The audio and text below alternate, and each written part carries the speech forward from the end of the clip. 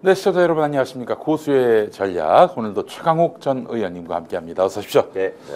의원님, 지난주에 아주 보기 좋게 들렸습니다. 그러니까요. 완벽하게 틀렸네. 이재명 대표에 대한 공직선거법 1심, 징역 1년, 집행유예 2년이었죠. 네. 예. 아니, 국민의힘 의원들도 하나도 못 맞췄습니다. 다들 뭐 벌금형 수준에 머물 것이다. 다만 100만 원이 넘느냐 마느냐. 검찰 출신들은 징역 1년이라고 했다면서요. 저 곽규택, 주진우. 예. 그러니까 뭐 한국 사법부의 법관의 수준을 제가 너무 높게 본 것 같아요. 아, 그래요. 너무 높게 보셨다? 예, 너무 고평가하셨어. 아니, 근데 이게 저는 사실 뭐 이게 법리와는 무관하게 지금 정치 현실에 대해서 사법부도 관심을 가질 것이다. 윤석열의 지금 지지율이 10%대인데 이 국면에서 이 무리하게 윤석열이 기획한 이런 말도 안 되는 기소를 갖고 손을 들어준다? 뭐 사실 이재명 편에 서달라는 게 아니라 상식적이고 합리적으로 보더라도 정당한 판결을 내릴 것이다라고 했는데 아니 이게 뭡니까? 이게 뭐 벌금형 정도가 아니라 징역형으로 올려놨단 말이죠. 그 의도는 뭘까요? 의도가 뭐라고 보십니까? 뭐 의도까지야 마음속에 안 들어가니까 모르겠지만 본인의 생각은 아마 판사의 생각은 뭔가 이 사람이 고립돼서 계속 살아가는 사람인 것 같아요. 한성진 판사가 아니, 네, 이게 조금 좀 여담이고 아마 이 스픽스에서 처음 이제 얘기하는 것 같은데 그 책임도 스픽스가 다 지란 얘기예요 한마디로. 그 양반 한성진 판사 재판을 받는 분이 계세요. 그분 얘기 보면은 그 피고 측의 변호사의 변론이나 뭐 피고의 뭐 의견이나 이런 것들을 잘 안 듣고 검사 쪽에다가 검사님 피고가 이렇게 얘기하는데 어떻게 생각하세요? 이런다는 거죠.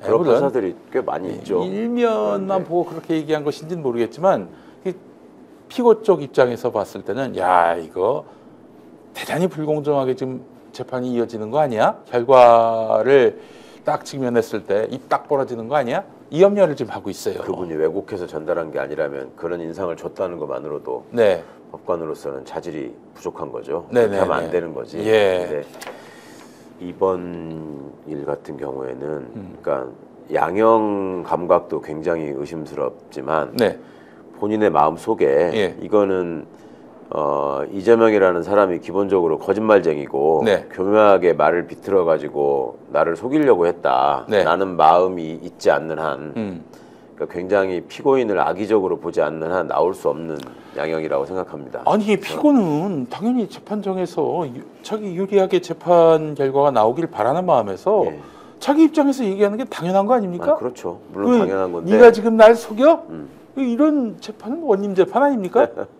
그런 마인드를 갖고 있는 법관들이 의외로 많이 있죠. 그러니까 네 죄를 네가 알렸다라는 식으로 이제 그 변호사 하면서 들었을 때 이제 가장 속상하고 화가 나는 얘기가 그런 거였어요. 검사는 그냥 월급 받고 일하는 공무원인데 검사가 사건을 뭘 조작하고 다른 거를 갖다 붙이고 할 이유가 있겠냐. 그렇지만 피고인은 기본적으로 죄를 지었기 때문에 그걸 감추려고 하는 사람이고 변호사들은 변호인으로 선임되면 피고인한테 돈을 받고 그 죄를 또 감춰주려고 하는 사람이니까 그쪽에서 거짓말할 가능성이 당연히 높다. 이런 식의 얘기를 그냥 일상적으로 하는 친구들이 꽤 있어요. 그러니까 기본적으로 이게 법관으로서의 자질이 안 돼 있는 거지. 근데 그런 식의 생각을 왜 하느냐? 판사하고 검사는 우리는 과거에 급제한 그 고위 관직에 있는 사람으로서 이 국민들을 이렇게 한심한 맨날 재판이나 받으러 다니고 수사나 받으러 다니는 저런 국민들을 그냥 다스리고 우리가 하늘 위에서 이렇게 내려보면서 나라를 잘 이끌고 가야 되는 사람이다. 라는 식의 이제 택도 없는 건방진 생각을 하죠. 그러니까 이게 선출직 공직자에 대한 존중이나 그 선출직 공직자가 갖고 있는 그 민주적 정당성의 의미 이런 거에 대해서 별로 생각을 하지 않고 그래 네가 그렇게 잘났어? 대학 어디 나왔어? 내가 뭐 너보다 못해서 지금 여기 앉아 있는 것 같아? 나 옷 벗고 나가서 출마하면 너 정도는 내가 될 수 있는 사람이야. 뭐 이런 식의 건방진 생각.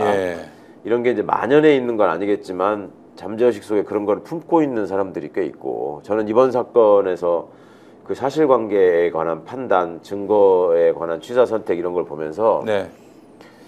이거는 진짜 형사재판에 기본이 안 돼 있고 이거 비판받아 마땅한 판결이다 네. 라고 저는 생각합니다. 아니 사실 우리 많은 형사 피고들, 저도 지금 형사 피고고 예. 지금 저 수원지법에서 재판을 받고 있는데 그 판사가 김혜경 여사 150만 원 그 선고한 예. 그 판사예요. 예. 그래서 야 저는 무죄를 확신하지만 그러나 야 이거 뭐 내 뜻과는 다르게 이게 굉장히 불리한 판결이 나오겠구나 염려하고 가면, 있어요. 그러니까 자꾸 이렇게 가면 이게 법리적인 판단이나 내가 증거를 제출하면은 네. 법원이 이 부분을 최대한 고려하겠지라는 믿음이 있는 게 아니라 네. 지금 어떤 판사를 만나느냐에 따라서 예. 뭐 법리나 복불복이죠, 증거와 무관하게 복불복. 내가 죄인이 될 수 있다 이런 생각을 지금 가지면서 우리가 이 땅에서 살아가야 된다는 게 이게 끔찍한 일이고. 그러니까요. 그다음에 검찰이 얼마나 집요하게 이 사건을 만들려고 했고 그걸 통해 위해서 얼마나 증거를 이렇게 집요하게 만들어가면서 뭘 하려고 했는지가 조금만 관심을 가지고 보면 보이거든요. 예를 들어서 지금 뭡니까 그 국토부가 협박을 했다, 네. 안 했다, 예. 뭐 이런 게 굉장히 큰 쟁점인 것처럼 써놓고 네. 거기에 대해서 이재명 후보가 협박이 없었는데 거짓말했다. 네. 성남시가 알아서 다 해놓고 네. 거짓말했다. 예. 이런 식으로 그 굉장히 죄질 판단에 있어서 안 좋은 것처럼 이렇게 보고 있어요. 네, 근데 네. 그런 것도 보면 그간에 국토부가 여러 차례 성남시에다가 압박성 공문을 보낸다고요. 그렇죠. 그럼 공문만 보낸 게 아니라 계속 또 전화 걸어서 압력을 넣고 회의 네. 자리에서 또 재촉을 하고 했을 거란 말입니다. 예, 그러니까 공문이 자꾸 가는 거거든요. 예. 근데 그러고 나서 중간에 지금 민주당이랑 확인을 해보니까 지금 판사가 얘기하고 있는 공문이 한 개 있거든요. 네. 보면 성남에서 적의 처리하시기 바란다. 네. 이 법에 해당되는 사안은 아니다. 뭐 이렇게 보낸 공문이 있어요. 네. 그러니까 그거는 성남시가 국토부에 그 공문을 받아보고 예. 야 니네들 여기에 대해서 이렇게까지 압박하는 건 부당하다. 이거는 법 해석상 네. 이 법을 적용해가지고 니들이 우리를 압박할 수 있는 게 아니지 않냐 네. 라고 법령 해석을 요청하니까 예. 거기에 대해서 아 법 해석상 그건 맞다 네. 라고 답을 보낸 거예요. 예. 그러면 그렇게 보낸 사람들이 예. 실제로 공문행위를 할 때 보면 내용에다가 네. 이거는 국가에서 정책으로 해서 하는 거니까 반드시 용도 변경해가지고 빨리 추진하시라 네. 이런 걸 내보냈다는 거. 예. 그 자체로 그 압박 아닙니까? 본인들이 법에 의해서 그걸 할 수 없다는 거 알면서. 그렇단 말이에요. 그리고 그걸 보내고 그러니까 성남시가 적의 처리하시라라는 걸 보내고 그 다음에 네. 또 공문을 보냅니다. 압박성 네. 공문을. 예, 그거는 또 무시해요. 예. 그러니까 이런 식으로 해버리면 의심스러울 때는 피고인의 이익으로 해야 된다는 이 무죄 추정의 원칙. 네. 이거를 근대 형법의 기본 원리를 그냥 무시하는 판결을 한 거예요. 아이고야. 그러니 아니 이거는 참 아니 또 저 그것도 있었다면서요. 그 국정감사 때 그 발언한 것은 처벌할 수 없게 돼 있는데 이걸 가지고 처벌을 했단 말이죠. 그러니까 이런 거예요. 처벌할 수 없다는 것은 국정감사에서의 발언과 관련해서 보호해 주는 건데 이재명 너는 경기도지사 국정감사 하면서 성남시장 때 일을 가지고 막 얘기한 거 아니냐? 그 상관없는 국정감사에서 보호해 줄 발언을 한 게 아니다. 그래서 너는 처벌받아야 된다. 이게 1심의 결론인데 아니 그때 국민의힘 의원들이 계속 성남시장 때 이거저거 계속 물어봐서 할 수 없이 대답한 거 아닙니까? 근데 그걸 가지고 그러면 어떻게 해야 됩니까? 그러면 그 앞으로 처벌 안 받으려면은 이 국정감사와 상관없는 것과 관련해서는 내가 발언 안 하겠다. 처벌받을 수 있기 때문에 이래야 되는 거 아닙니까? 그러면? 아니, 그러니까 대권 후보로 유력한 네. 광역 단체장, 도지사나 뭐 시장이나 이런 사람들은 네. 국정감사에서 본인이 행한 어떤 집행한 업무에 대해서 네. 그 중앙정부와의 어떤 갈등이나 이런 거를 네. 얘기를 하면 안 되는 거지. 이렇게 되면. 그럼요. 그리고 지금 그 백현동 얘기가 왜 나왔습니까? 대장동 가지고 떠들다가 네, 그렇죠. 그 여의치 않을 것 같으니까 지금 백현동으로 돌린 거 아니에요. 네. 그리고 주장한 요지나 또 검찰이 기소한 요지가 뭐예요? 백현동은 용도 변경을 해가지고 하면은 땅값이 올라가는데 네. 거기서 막대한 이익이 생기고 예.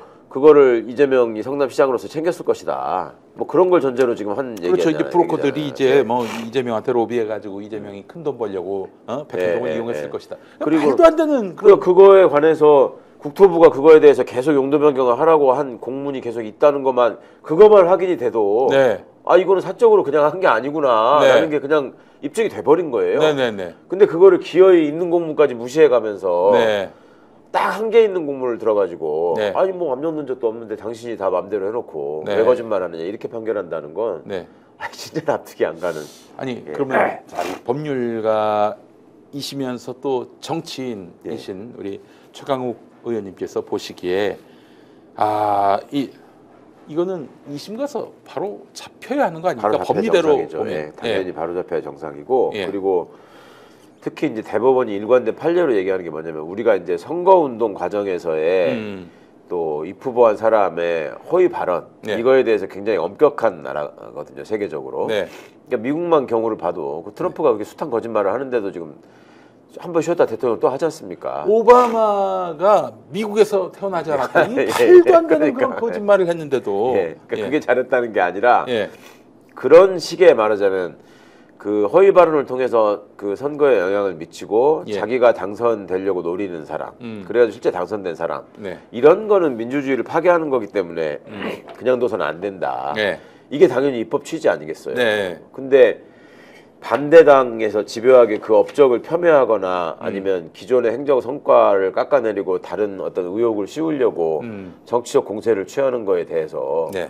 좀 강한 어조로 반박을 했다는 걸 이유로 네. 이거를 대통령 선거에서 낙선한 사람한테 네, 낙선한 사람한테. 당선 무효형에 해당하는 걸 선고하자면 이게 만약에 우리 사법부의 일관된 원칙이자 기준이라고 본인들이 강변한다면 네. 그러면 윤석열은 이런 이제 어차피 지금 선거법 위반 사실들이 다 드러났는데 네. 공소시효가 정지돼 있단 말이에요. 네, 네. 윤석열은 4개월 그걸 남았어요. 처벌, 4개월. 처벌 받아야 되거든요. 예. 반드시. 근데 그걸로 기소가 되면 윤석열은 사형 선고해야 되는 거예요. 이 정도의 양형 감각이라면 당연히 사형이에요. 그럼요. 예. 예. 이거는 당선이 돼가지고 네. 나라에 심각한 피해를 끼치고 끝까지 거짓말하고 있지 않습니까? 글쎄 말입니다. 그러니까. 예. 그리고 또 게다가 얼마나 많아요. 뭐 예. 이제 뭐 장모가 뭐 10원 한 장 뭐 패 끼친 적이 없다느니 뭐 구약을 다 외우는 구약을 다 외운다느니 사모님. 뭐 김건희 주가 조작권과 관련해서 예, 손해만 봤다라느니 뭐 그리고 허위 경력과 관련해서는 예, 그거는 가짜 뉴스라느니 다 무혐의 예. 혹은 아직도 수사 중 예. 이거란 말이에요. 이거는 뭐 거죠. 진짜 검찰의 선택적 수사, 선택적 응징, 선택적 기소. 뭐 오죽하면 그렇게 정규재 씨가 판사가 이렇게 할 일이 아닌 거다라는 말을 하겠습니까? 예. 그러니까 재판을 하는 사람이 이 재판이 무슨 정치적인 고려를 하고 말고의 문제가 아니라 이 재판이 갖고 있는 의미나 무게를 생각해야 돼요. 네. 그리고 이 재판이라는 게 앞뒤 관계를 따져서 어떤 맥락에서 지금 이루어지고 있는 기소였는지 예. 그리고 다른 상대방에 대해서는 어떻게 하고 있는지 이런 걸 생각하지 않으면 그냥 나치 때 히틀러가 만들어 놓은 법대로 판단을 해놓고 네. 나는 법대로 판결했을 뿐이다 네. 라고 하고 나중에 사형당한 판사들 네. 그런 수준인 거죠. 아니 이제 25일에 또 위증교사죄에 관련한 판단이 있고요. 그리고 이제 뭐 장내 줄줄이 또 재판이 있고 그러한데 그 와중에 또 기소했다 그러죠 오늘. 예, 경찰이 예. 불송치했던 예, 거를 예. 엎어가지고 지난번에 김혜경 여사 150만 원 그 벌금형 예. 그걸 근거로 해서 뭐 부르지도 않고 바로 기소를 한 모양인데 야 이제는 좀 실소를 금할 길이 없어요. 어떻게 이런 상황에서 사법부가 또 위증교사죄 유죄로 판단할 거라고 봐야 되겠죠? 그러니까 그런 걱정하시는 분들이 많죠. 네. 이제 그래서 그걸 넘어서서 아예 법정 구속을 하는 거 아닌가? 한동훈이가 지금 그렇게 떠든다고 네. 하던데 근데 법정 구속은 뭐 쉽지 않다는 그건 얘기가 말도 안 많고요. 되는 소리고요. 예. 이제 위증교사라는 게 교사범은 네. 본범이 있을 때 교사범이 성립하는 거란 말입니다. 그렇잖아요. 그걸 이제 형법 용어로는 정범이라고 하고 정범. 예. 정범이 이제 우리가 일상적으로 얘기하는 용어로는 주범이고 주범. 예. 그다음에 우리가 공범이라고 얘기하는 이 예, 형법 용어로는 공동정범. 네, 예. 형법 아니 공동정범은 같이 주범이라는 얘기고 네. 우리가 얘기하는 공범은 공동정범을 또 헷갈리게 그러니까 얘기하는 경우가 있는데 아닙니까? 형법상의 공범은 네. 그 종범을 얘기하는 겁니다. 종범. 그러니까 그래요. 그 방조범이나 교사범. 네네. 그런데 이 교사범의 경우에 당연히 본 범죄가 있어야지 교사범이 성립되는 거잖아요. 그렇죠. 위증을 했어야 하는 거 아니겠어요? 그렇죠. 그러니까 이제 지금 당사자가 내가 위증한 거다라고 얘기해서 지금 이게 제일 뭐 어려운 재판이 될 것이다라는 생각을 많이 하는데 네. 당사자가 말한 내용과 자기가 위증했다고 한 내용과 이재명 대표한테 유리하게 이재명 대표가 부탁했다고 하는 위증의 내용과 네. 이게 달라요. 달라요. 예. 그러니까 본범이 성립되지 않기 때문에 교사범도 성립되지 않는 것이다라는 주장을 지금 그 사건의 변호인들이 하고 있는 것이고 네. 그다음에 그렇게 해서 애초에 그러면 이재명 대표가 A라고 얘기를 해달라라고 해서 그 증인으로 나선 사람이 A라고 그대로 반복했을 때 이게 위증교사가 되는 건데 그렇죠. A라고 말했는데 B라고 얘기하면 네. 위증교사가 될 수는 없는 거고 그렇죠. 예. 그럼 위증교사의 미수가 됐다. 위증 미수라는 법은 그러니까 그런 건 아예 없는 없어요. 거고 원래 제명 자체가. 예. 그리고 이재명 대표는 A라고 말한 적도 없다. 사실은 A라고 말하지 않고 네. 당신이 아는 바대로 사실대로 얘기하라라고 하는 게 훨씬 많다라는 게 녹취 전체 공개를 통해서 나왔지 않습니까? 그 위증을 교사한 것도 없네요, 그러면은. 그러니까 애초에 성립이 안 될 얘기인데 네. 지금 증인으로 나섰다는 본인이 아니 나는 내가 아는 거하고 반대로 위증했다라고 얘기했다고 그래서 그것이 이재명 대표에 대한 위증교사로 바로 연결될 수는 없는 거거든요. 또 그 사람이 그것도. 처음에는 뭐 위증교사 이런 범죄 자체가 없었다라고 얘기하다가 그렇죠. 그 검찰에 의해서 딴 건으로 네. 구속영장이 한번 청구됐었어요. 맞습니다. 물론 네. 기각됐습니다만 그 그 이후부터 바뀌었죠. 네. 발언 예. 증언이 완전히 달라져요. 예. 그래서 이재명 대표가 이렇게 위증교사범으로 몰려가지고 지금 재판을 받았는데, 근데 지금 이제 국민들은 어느 단계까지 왔냐면은 야 법리가 뭐가 중요하니? 야 진실이 뭐가 중요해? 그냥 사법부가 이재명 죽이고 싶으면 죽일 수 있는 거 아니야. 이 나라는 원님 재판이야. 이렇게 생각한단 말이에요. 그러니까 그게 큰 민주주의를 좀먹는 큰 걱정이고. 아니 사법부도 이런 식으로 돼버리면은 국민들의 절반은 환호하겠지만은 이 절반은 이게 정말 그냥 헛웃음이 나오는 그런 존재가 되면 자기들한테 도움이 되냐. 환호할 거라고 예상했던 절반도 그렇게 환호하지 않는 것 같아요. 그렇죠. 그러니까 조중동도 너무 심하게 하니까 이거는 역풍이 불 수밖에 없고 그리고 사람들이 비교를 할 수밖에 없다. 이재명은 저 정도 얘기 가지고 지금 저렇게 했는데 그 윤석열, 김건희는 뭐야? 이 생각을 안 할 수가 없잖아요. 지금. 이제 뭐 대놓고 저기 김진태를 그 경선하게 해야 한다. 그 지시를 했다라는 식으로 얘기한 증언도 나온 거 아닙니까? 이거 뭐 명백한 선거 개입인데 공무원에 자, 이런 상황인데 사법부도 그래도 최소한 양심이 있고 아니 양심을 떠나서 자기 조직이 그래도 국민의 신뢰의 기반 위에 서 있어야 되는데 그런 식으로 내몰리는 것에 대해 부담을 안 느낄까요? 아니 당연히 부담을 느끼고 사법부 구성원들이 제일 걱정하는 게 자기가 욕먹는 일인데 이게 이제 엇나갈까봐 또 걱정이죠. 이제 그런 생각을 좀 하지 말고 이 재판이 갖고 있는 의미를 앞뒤 맥락을 그다음에 정적 제거를 위해서 매진하고 있는 저 윤석열 수하들의 저 정치검찰들의 쿠데타 일환으로 지금 벌어지고 있는 일들을 그냥 법원이 눈 감고 무슨 저 객관식 아니 저 고시 시험에 나오는 문제 푸는 식으로 아니 이거 지금 A가 다 무죄라는 증거인데 B라는 유죄라는 증거가 하나 있다고 해서 나는 유죄라고 생각했으니까 B가 있으니까 유죄라고 할 거야. 이거는 정말 아닌 거죠. 자 그러면은 어떻게 뭐 전망을 좀 해주실 수 있으세요? 뭐 무슨 전망? 25일 위증교사죄. 25일 전망이요? 그럼에도 불구하고 무죄를 선고해야 된다고 저는 생각하고 그게 법원의 제대로 된 어떤 재판을 하는 자세나 내용일 거라고 믿고 싶은데 야 진짜 이거 한두 번도 아니고 너무 황당하네요. 나오는 결과들을 보면. 사실은 이제 김혜경 여사에 대해서 이제 유죄 선고를 하고 그 워낙 이 정치적인 판단을 많이 하는 사법부니까 그 이튿날 있는 이재명 대표에 대한 재판은 무죄로 결론 내지 않겠는가. 도리어 위증교사죄가 가지고 쫄깃쫄깃하게 그 판결을 하지 않겠는가. 뭐 그런 생각도 해봤는데 이거는 뭐 진짜 구조적으로 그렇게 돌아갈 수는 없는 구조고 법원은 어쨌거나 판사들이 윤석열이 지금 가상현실 속에서 따로 살듯이 네. 판사들도 딴 세상을 살고 있는 사람들이 꽤 있다. 그게 걱정인 거죠.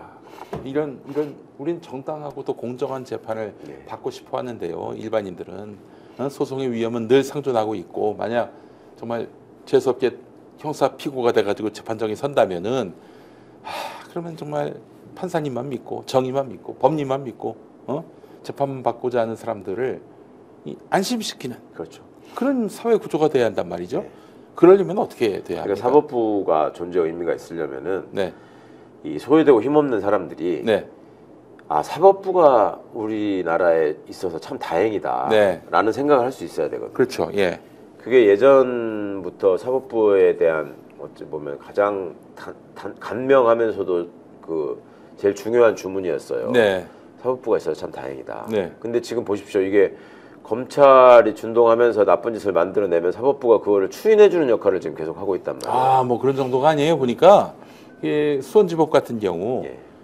김혜경 여사 150만 원 그 벌금형이 나오니까 곧바로 이재명 대표 기소했잖아요. 그 이전에 네. 이화영 부지사 대북송금 유죄 판결을 냈단 말이죠. 네. 그리고 곧바로 이재명 대표에 대한 대북송금 네. 또 조사하고 또 바로 기소가 예, 됐습니다. 이게 거의 뭐 둘이 주거니 받거니 남성남 같은 그런 지금 구조예요. 왔다리 갔다리. 이런 구조를 보고만 있는 우리 입장에서는 뭐 재판을 해서 뭐하나. 그러니까 이게 전형적으로 그 민주주의가 무너지고 독재 정권이 그 정적을 탄압하고 제거하는 수단에 지금 이 사법 절차가 활용되고 있는 건데 네.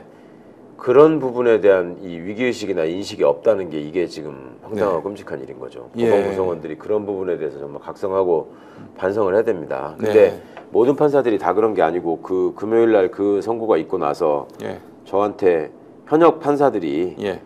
이거는 진짜 내가 판사라는 게 부끄럽다. 그런 말씀하시는 판사님도 계세요? 이런 연락을 하고 하는 네. 사람들이 꽤 있었어요. 네. 이거는 자기들이 봐도 너무 황당한 일이거든. 그러니까 민주당에서 정치하는 사람들에 대해서는 그 벌금형을 선고하게 되면 계속 정치를 할 수 있으니까 네. 집행유예로 저걸 아예 잘라놔야 된다라는 무슨 모종의 합의가 있지 않는 한 네. 있을 수 없는 일들이 지금 계속 벌어지고 있거든요. 아니 그러니까. 그 서정욱 변호사라고 저 윤석열 술친구로도 알려진 분인데 실제 술친구인지 아닌지는 알 수가 없습니다만은 뭐 봤어야지요. 그 사람이 근데 재판 수일 전에 이 조희대 대법원장이 그 한성진 판사 이번에 1심 선고한 그 판사가 국제법연구회라고 하더만요. 국제인권법연구회. 국제인권법연구회. 그 좌파 판사의 모임 뭐 이렇게 조선일보가 낙인을 찍었잖아요. 그동안. 그렇게 그 사람을 앞세워서 중형을 때릴 것이다. 수일 전에. 그래서 이제 그러면 민주당이나 이재명이 찍소리도 못할 거 아니냐. 그 판결 받고. 그 얘기를 했는데 적중을 했어요. 적중을. 야 이거 정말 참. 아니 그래도 그 사람이 뭐 그냥 뭐 보통의 어떤 나부랭이면 모르겠습니다만은 변호사 아니겠습니까? 변호사가 그렇게 뻥을 치기는 쉽지 않을 테고요. 자기 얼굴 내놓고. 이게 뭐 실제로 진짜 조희대 대법원장이 그 어떤 자신의 어떤 정치적인 어떤 이념 지향을 그 해서 이념 지향을 앞세워서 이렇게 이재명 대표 죽이기에 실질적인 컨트롤 타워 역할을 하고 있는 것은 아닌지 그런 염려까지 들었습니다.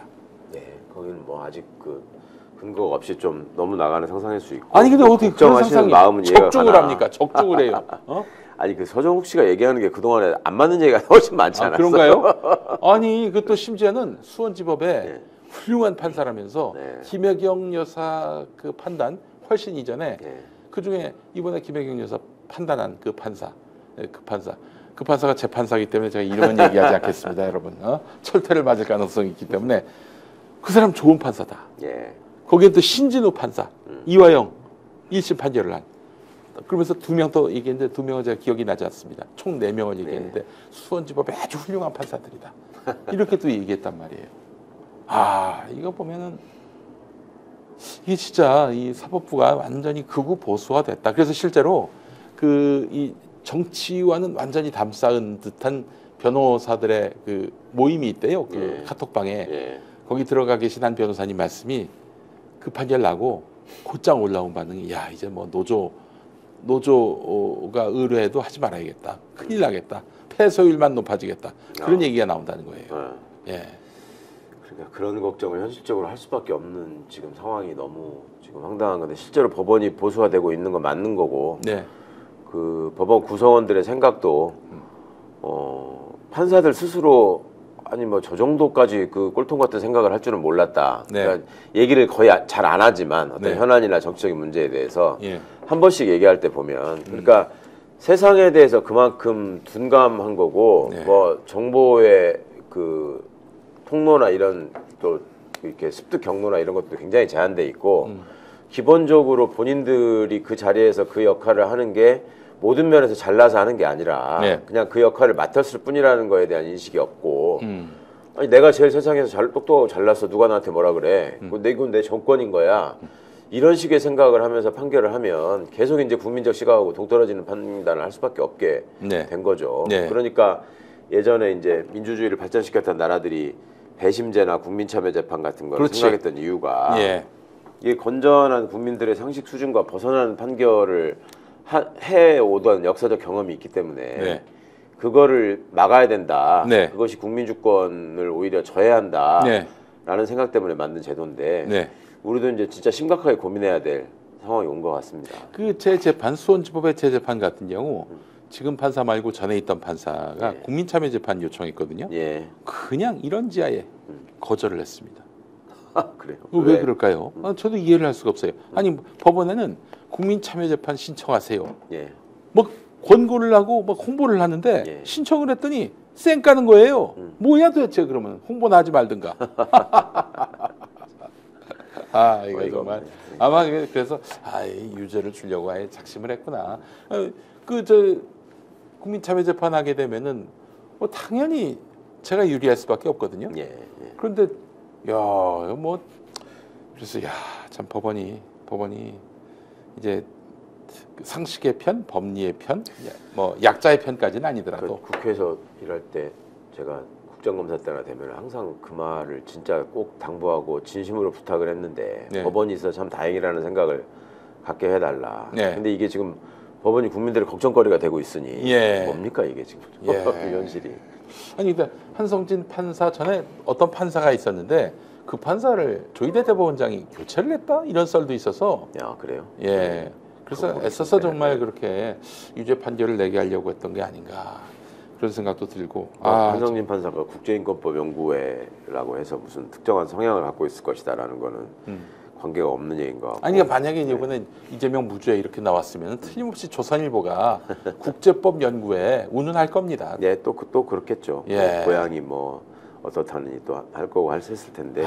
이 나쁜 인간들입니다. 아니 자기들이 참 마음에 나빠요. 드는 판결 내리면은 훌륭한 판사로 추앙하고 네. 또 자기들이 마음에 안 드는 판결만 나오면은 과거에 판결이 이랬다느니 뭐 무슨 고향이 어디라느니 걱정되는 재판이 있으면 막 바람 잡잖아요. 그렇죠. 사전에 막 이건 뭐 무죄로 하면 큰일 날 것처럼 네. 막 바람 잡고 예, 그런 거 뭐 저도 많이 겪어봤지만은 네, 그래도 지금쯤 와서는 이런 식으로 하면 안 되는데 네. 여전히 이 사람들이 지금 변화가 없구나라는 게 참 걱정입니다. 야 어쨌든 뭐 이번에 좀 보니까 그 이재명 대표 판결을 두고 쌤통이다, 잘 됐다 이렇게 얘기하는 분위기는 많이 없는 것 같아서 예, 그런 예. 것 같아요. 저들이 기대하는 어떤 분위기 반전이나 이런 거는 없는 것 같고 9월, 10월부터 윤석열, 한동훈은 서로의 어떤 그런 그 꿍꿍이는 다르지만 어쨌든 이 이재명 무죄가 나오면은 유죄가 나오면은 그러면은 국면이 자기들에게 넘어온다, 주도권이 넘어온다 이렇게 생각을 했던 것 그렇죠. 같은데 그 얼마나 주문을 외웠습니까? 재심 재판만 기다리면서 이제 그 25일 재판도 있지만 그 무렵에 윤석열의 이런 거부권 행사 이후에 재의결이 있을 것 같은데 어떻게 될 것 같나요? 아니 지금 그러니까 이재명 대표는 그게 좀 뭐, 걱정이네요. 예. 이게 판결이 이렇게 나와버리면 네, 자기들 나름대로의 결속력은 생길 수 있잖아요. 네. 그러니까 국민들 생각과는 무관하게 네. 지들은 이걸 계기로 해서 우리는 살 수 있다, 반전시킬 수 있다 네. 이런 생각을 하면서 움직일 수 있어서 근데 거꾸로 아니 이재명 대표는 저렇게 그 죄라고 잘 인식이 되지 않는 것까지 저렇게 유죄로 판판이 나오고 있는데 그 우리가 윤석열 김건희 이익을 위해서 김건희 특검법 또 거부하면은 예. 국민들에게 이게 정말 면이 안 선다. 막 그렇게 뭐 그런 생각을 가진 사람들이 국힘에 가서 정치하겠습니까? 얘기하다 보니까 저도 웃기네요. 얘기하다 보니까 아니 그래도 눈치는 좀 보지 않을까? 눈치는 좀 보지 않을까? 아니 글쎄, 실제 뭐. 조선일보도 이재명이 이렇게 단죄를 받고 있는 마당에 여권은 예. 쇄신하기 딱 좋다. 예. 이때 정말 과감하게 주도권을 잡기 위해서는 김건희에 대해서는 단호한 예. 태도를 보여야 된다. 이런 식으로 또 주장을 하더라고요. 예, 예. 뭐 그런 뉘앙스를 띈 걸 봤는데 네. 그렇다 해도 저들이 그 눈앞의 이득이 중요한 사람들인데 네. 그 생각을 할까? 네. 죄송합니다. 우리 국민들이 이제 뭐 직접적으로 심판하실 일만 남은 것 같다는 생각이 진짜 들고. 언제까지 국민들이 이렇게 직접 나서서 음. 대한민국의 민주주의가 만들어 놓은 이런 시스템을 믿지 않고 네. 나서야 되는 건지 이걸 좀 끊어내야 되는데. 그 조국 혁신당에서 말이죠. 그 기소권과 수사권을 완전히 분리하는 방향으로 아유, 예. 그 법을 바꾸자. 예. 이렇게 얘기를 하고 있어요. 왜 그게 안 됐어요? 법을 바꾸자가 예. 원래 개정안은 다 냈죠. 민주당도 냈고 조국혁신당도 내놨는데 검수완박. 심의를 안 하고 있는 거지 지금. 아, 왜 그럽니까? 그 이유가 그러니까 뭘까요? 민주당이 지금 주저주저 하고 있는 거예요. 그 이유가 오늘 뭐죠? 그러니까 전략적으로 볼 때 예. 지금 이렇게 그런 어떤 이거는 이제 검찰 해체 수준의 법안이거든요. 그리고 그렇죠. 양당의 법안이 큰 차이가 없어요. 네. 근데 지금 이걸 던져서 민주당과 조국혁신당이 예, 법안 내용이 예. 크게 차이가 없어요. 네. 그냥 이렇게 그 분리해낸 그 기소청을 뭐 법무부에 둘 것이냐, 총리실에 둘 것이냐, 뭐 이 정도의 차이만 있지 예. 별 차이가 없는데 지금 민주당은 모든 면에서 이게 신중한 행보를 해야 된다. 지금 여기서 그 법안을 추진해가지고 예. 저들의 어떤 그 조직적인 결속력 있는 반발을 굳이 유도할 필요가 있느냐. 이미 고려를- 반발은 들어오고 있는데 뭘? 아니, 그러니까 쟤들은 신나가지고 지금 저렇게 날뛰고 있는 마당에 아, 왜 아직도 이 그런 법률가적 소리를- 사고에 머물고 있냐 이거야. 이 지금 오늘도 이럴 때는- 대변인, 수석 대변인이 그런 식의 얘기를 한 것 같죠. 우리가 그런 점까지 고려해서 예. 시기를 판단할 거다라고 네. 얘기를 했다는 것 같은데. 아니 지난번에 한 500억 네. 또는 그 검찰 특활비 그걸 그냥 완전 삭감. 예, 예. 정청래 법사위원장이 그렇게 이야기를 했고 그 뒤에 이제 공격이 들어오는 것 같아요. 네. 지금 이재명 대표에 대한 추가 기소도 그 맥락으로 전 보이는데 네. 이럴 때 더 강하게 더 강하게 드세게 나가야죠. 나가야죠. 네. 야, 니들이 이렇게 나와? 그럼 우리는 또 이런 식으로 대응해 줄게. 깡패들은 더 무섭고 더 센 사람한테 예. 그 고개를 숙이지. 아, 이게 예. 정말 우리 절대 뭐. 민주당의 이 조폭 출신을 이게 어떻게 비례대표로라도 데려와야 되는지 아니 싸움의 기술을 너무 모르는 것 같아요. 예. 정말 아니 근데 궁금한 게 지금 만약에 기소와 수사를 분리한단 말이죠. 예. 수사를 그래서 대개는 이제 경찰에서 하고 있는데 대단히 부실해졌다 이런 얘기도 나오고 있고요. 예. 너무 또 수사량이 많아져 가지고 차일피일 미루는 수사도 많다. 예. 그러고 있는데 그 이런 어떤 점에 대해서는 어떤 보완할 방법이 보완을 없나요? 당연히 해야죠. 예. 예. 과도적으로 어떤 제도가 한번 바뀌면 중간에 시행착오 같은 거는 생길 수밖에 없고 네. 그리고 경찰 내부에서 이제 그 수사를 담당할 수 있는 인력 네. 이 기본적으로 절대 숫자가 많지를 못하고 네. 그다음에 기존에 해오던 업무 관행이나 스타일 같은 게 있잖아요. 네. 그러니까 수사를 담당하는 경찰들이 예.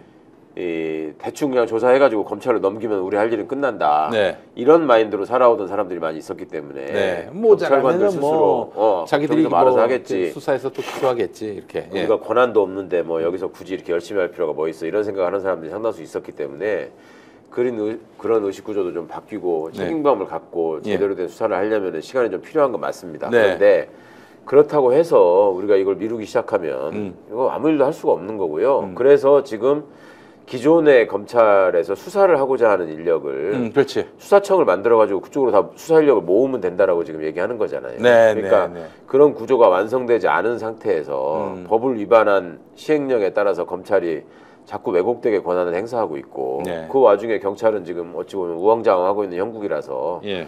그러니까 민주정부의 설계, 민주정부의 집권 이런 게 왜 필요한지를 지금 보여주고 있는 거죠. 네. 그리고 경찰이 분명히 각성하고 좀 수준을 높여야 되고 하는 건 분명히 맞습니다. 맞는데 그렇다고 해서 그러면 항상 검찰이 해야 된다는 게 맞다고 하는 것이냐? 그거는 그럼요. 이어지는 답이 아닌 저도 거예요, 그렇게 절대로. 생각합니다. 예. 자, 그래요. 그렇게 좀 추진이 됐으면 좋겠고 그렇다면은 이게 많이 달라질 수 있어요. 지금 이런 거 아닙니까? 야, 이재명 죽여. 누군가 딱 검찰 최상층 혹은 그 최상층에 보이지 않는 베일 속에 또 다른 최상층이 그렇게 지시를 하니까 아니 검찰이 수사도 할 수 있고 기소도 할 수 있고 그렇죠. 그러니까 그 원스톱으로 그냥 해버린 거 아니겠습니까? 검수완박은 아니고 이제 검수덜박 했는데 다시 원복을 시켰단 말이에요. 검수원복 한동훈이가. 그래서 여러분 그래가지고 이재명을 결국에는 유죄받게 했습니다. 이렇게 지금 얘기하고 있는 거 아니에요? 예. 그래서 이거 좀 서둘러야 하고 이렇게 뜨뜻미지근하게 법을 만들었던 그 문재인 정부의 이런 검찰개혁, 미진한 검찰개혁에 대해서 맹성을 해야 될 그런 시기가 아닌가 하는 그런 생각도 들고요. 그리고 진해원 검사라고 그분 말씀은 이게 당선 무효형을 아예 선거법에서 빼버리자. 뭐 국가공무원법에서도 뭐 좀 손을 보고 이런 얘기가 나와요. 그러니까 왜 국민이 그렇죠, 뽑았는데 국민이 선출한 권력을 쥐들이 멋대로 그냥 또 그 권한을 박탈을 해가지고 야인으로 만들고 야인으로 그냥 만듭니까? 선거비 네가 다 토해내가지고 완전 거지로 만들어버리고 이게 어디 이런 일이 있을 수가 있는가? 왜 그 사법 관료들한테 국민의 주권을 사실상 내주냐? 국민 주권이 왜 이렇게 칼질당해야 하느냐? 이런 지적도 있거든요. 그 부분 어떻게 보세요? 지금 뭐 충분히 제기할 수 있는 문제고 우리가 진지하게 고민해야 될 문제라고 생각합니다. 지금 헌법재판소도 그렇고 법원도 그렇고 지금 헌법재판소에서 지금 다루고 있는 걸로 알고 있는데 그러니까 이제 대통령을 파면할 수 있는 권한을 헌법재판소에 사실상 준 거잖아요.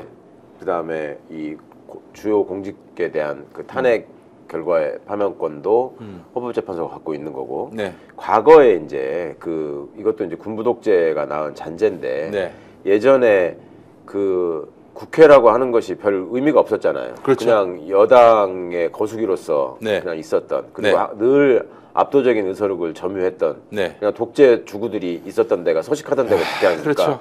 그렇다 보니까 상대적으로 그 사법부가 그래도 조금 독립된 차원에서 좀 이걸 바로잡을 수 있겠지라는 기대 같은 게 있었는데 지금은 민주주의가 이렇게 발전하고 성숙하고 있는 상황에서 오히려 검찰과 법원이 발전하는 민주주의의 발목을 잡는 형국이라서 이거를 걷어내는 일들을 이제는 좀 고민해야 될 때가 온 거죠.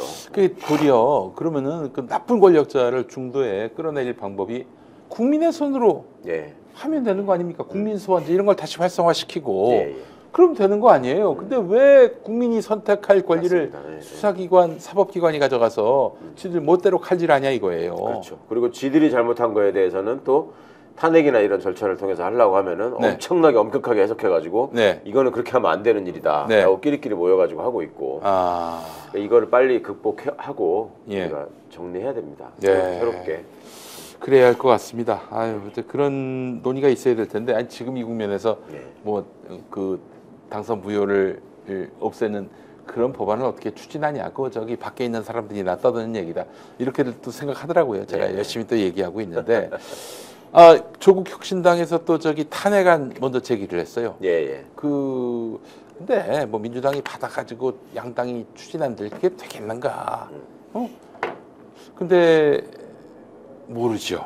결과적으로 하여튼 탄핵이든 개헌이든 계속 해봐야 될 거 아닙니까? 문제점에 대해서 계속 알리고 압박하는 걸 해야 되고 그리고 지금 민주당이 탄핵안을 제시하고 제출하기에는 아직 상황이 무르익지 않았다라고 보는 견해들이 있으니 조국혁신당이 일종의 쇄빙선 역할로 그걸 먼저 제기하고 국민적 공감대를 이끌어내는 선봉대로 역할을 할 수 있으면 그 결과로 탄핵이 되든 임기단축 개헌을 하든 뭐 성과를 얻어낼 수 있을 건데 문제는 우리 주권자인 국민들께서 이 소위 그 법비들이 사법 관료들이 농단하려고 하는 이 민주주의를 지켜야 된다라는 어떤 책임감이나 사명감 이런 것들을 좀 확실하게 좀 높이셔야 될 때가 아닌가. 지금 이제 그런 시기가 왔다. 자, 국민 여러분들께서 이제 좀 결심하실 때가 됐다.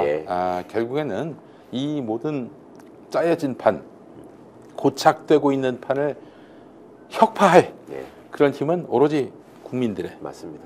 저항이다. 예, 그런 생각이 듭니다. 예, 그래서 우리가 뭐 이미 두려움은 다 벗어내 던진 것 같아요. 네, 그 지난 2016년, 17년에 그 촛불혁명은요 그런 두려움을 떨쳐낸 역사적 의미가 있다고 저는 생각을 합니다. 그렇잖아요. 우리가 윤석열한테 조금 더 굴복하지 않잖아요. 지난번 그런 판결이 나왔어도 뭐 그냥 욕을 할 뿐이지. 아이고야, 조심해야겠다. 윤석열이가 화나니까 무섭네. 이런 사람 아무도 없잖아요.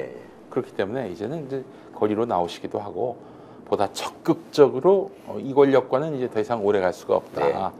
그렇기 때문에 우리가 브라질처럼 될 수는 없지 않겠습니까? 그렇죠. 우리가 브라질 수준으로 발전해야죠. 브라질한테 부러운 거는요. 거기야 소고기 값이 그렇게 싸다고 합니다. 아르헨티나도 그렇고. 닭고기보다도 싸대요. 세상에 그거 하나 부럽습니다만. 축구도 부럽다. 축구 부러운 거. 그 두 가지 빼놓고 하나도 안 부러워요. 여러분 우리가 브라질 같으면 안 되잖아요. 룰라 대통령 바로 구속이 됐어요. 그 법비들 때문에. 복귀했잖아요. 그 나라는 또 검사하고 판사를 같이 하는 나라라고 하더라고요. 어떻게 그게 가능한지는 모르겠습니다만은 자 이런 나라가 되고 있는 상황인데 우리가 우리 민주주의를 지키는 길은 바로 국민 여러분의 손이다. 결국 보십시오. 지금 뭐 1심에서 그렇게 나오고 당연히 2심에서는 그보다 덜한 그 선고가 나더라도 이거 벌금형이라 하더라도 100만 원 다 넘을 것이다. 이렇게 예측을 하는데 국민이 뜨겁게 단결해서 저항해가지고 이 권력을 흔든다면은 여러분 판사들이 무슨 어떤 판결을 내릴까요? 자, 뭐 형량 뭐 이런 거 다 의미 없습니다. 국민들이 뜨겁게 응집할 때 세상은 다 바뀌게 돼 있다. 뜨겁게 우리가 저항하는 일만 남았다라는 말씀을 드리겠습니다. 자, 고수의 전략 오늘 최강욱 의원님과 함께했습니다. 오늘 시간 감사합니다. 감사합니다. 네, 다음 주에 뵙겠습니다.